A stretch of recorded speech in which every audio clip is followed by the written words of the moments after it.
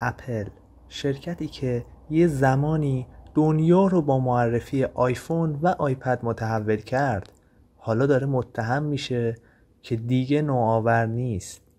واقعا چرا؟ آیا اپل هنوز میتونه ما رو شگفت زده کنه یا فقط در حال محافظه کاریه؟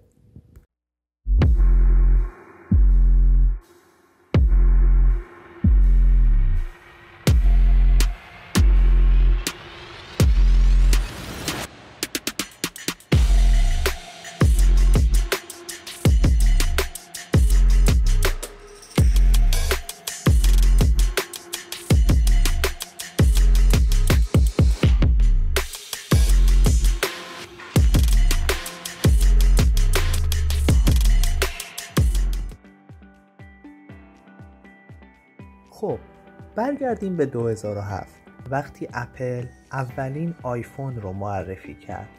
تلفنی که صفحه لمسی داشت و تقریبا همه چیز رو تغییر داد. بعد آیپد، مکبوک ایر و اپل واچ رو معرفی کردن.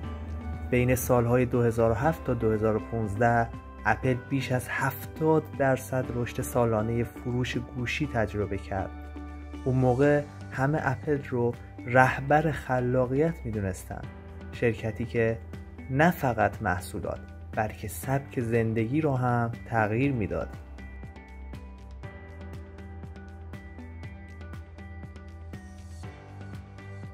اما در چند سال اخیر طراحی آیفون تقریبا ثابت مونده. تغییرات بیشتر جزئی هستن: دوربین بهتر، صفحه روشن‌تر، سرعت شارژ بیشتر. کاربران میگن آیفون 14 و 15 تفاوت زیادی با هم ندارن. این باعث شده احساس خستگی توی کاربران ایجاد بشه. حتی بعضیا میگن مگه یه گوشی چه فرقی میتونه داشته باشه؟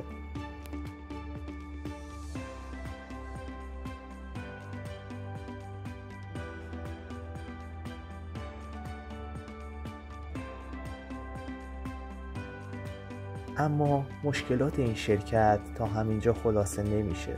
رقبا هم بیکار ننشستن.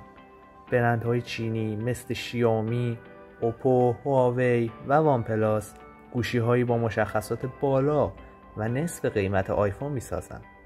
حتی گوشی‌های تاشو که سامسونگ و هواوی ارائه دادن، اپل هنوز عرضه نکرده. واقعاً چرا اپل تا حالا گوشی تاشو نداده؟ محافظه کاری یا ترس از ریسک؟ خب وقتی الگوی قبلیشون به درستی داره پیش میره، دیگه نیازی به نوآوری نیست.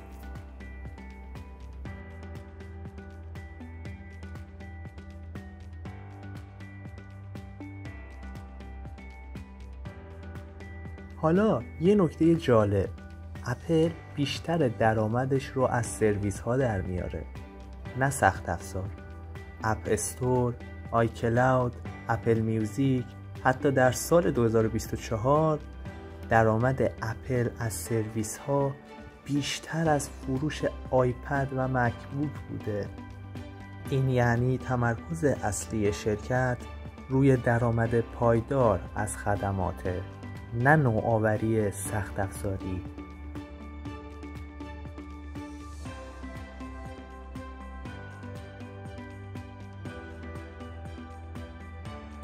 یکی دیگه از مشکلات این شرکت کاهش فروش آیفون در چند سال اخیر بوده.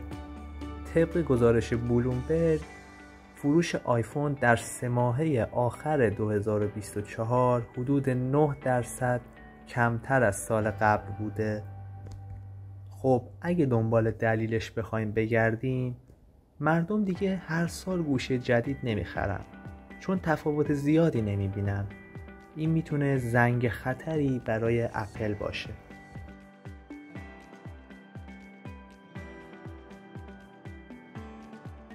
آینده اپل، امید یا پایان خلاقیت؟ اپل پروژه های بزرگی مثل ماشین اپل رو کنسل کرده، اما هنوز امیدهایی هست.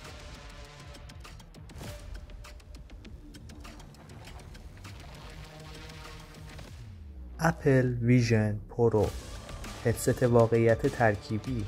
سوال اینه آیا ویژن پرو میتونه آیفون بعدی اپل باشه یا فقط یه محصول لوکس باقی میمونه؟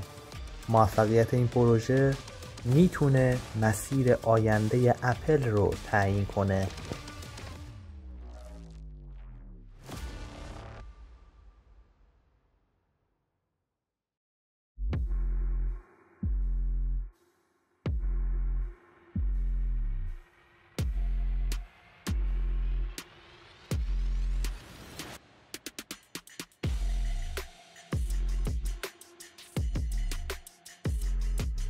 خب آیفون داره تکراری میشه، رقبا قدرتمندتر شدن، اپل روی سرویس ها تمرکز کرده و فروشش کاهش پیدا کرده.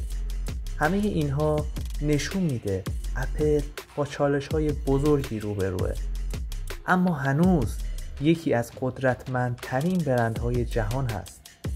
حالا سوال اینه، اپل دوباره میتونه دنیا رو شگفت زده کنه یا اون هم به سرنوشت نوکیا دچار میشه؟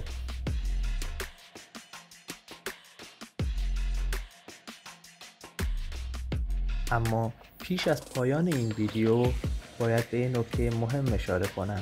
خیلی ها معتقدن اپل دوباره داره برمیگرده به مسیر نوآوری.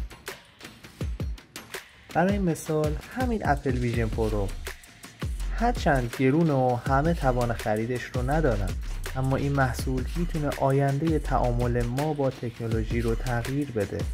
خیلی از کارشناسا میگن ویژن پرو شاید همون نقطه شروع یک دوره جدید باشه، درست مثل وقتی که آیفون تو سال 2007 معرفی شد.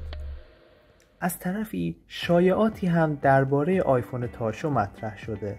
پروژه های مرتبط با هوش مصنوعی اپل توی پشت صحنه در حال پیشرفته و حتی صحبت هایی هست که اپل روی محصولات کاملا جدید کار میکنه، محصولاتی که احتمالاً به زودی شاهد معرفیشون خواهیم بود. پس شاید دوران سکون اپل تموم شده باشه و ما دوباره در آستانه یک موج خلاقیت تازه از این شرکت باشیم. اپل همیشه یه ویژگی خاص داشته، درست وقتی همه فکر میکنن کارش تمومه یه محصول میده بیرون که همه رو غافلگیر کنه. به نظر شما اپل میتونه دوباره با ارائه یه محصول جدید دنیای تکنولوژی رو زیر و رو کنه یا این بار واقعا عصر نوآوریش تموم شده؟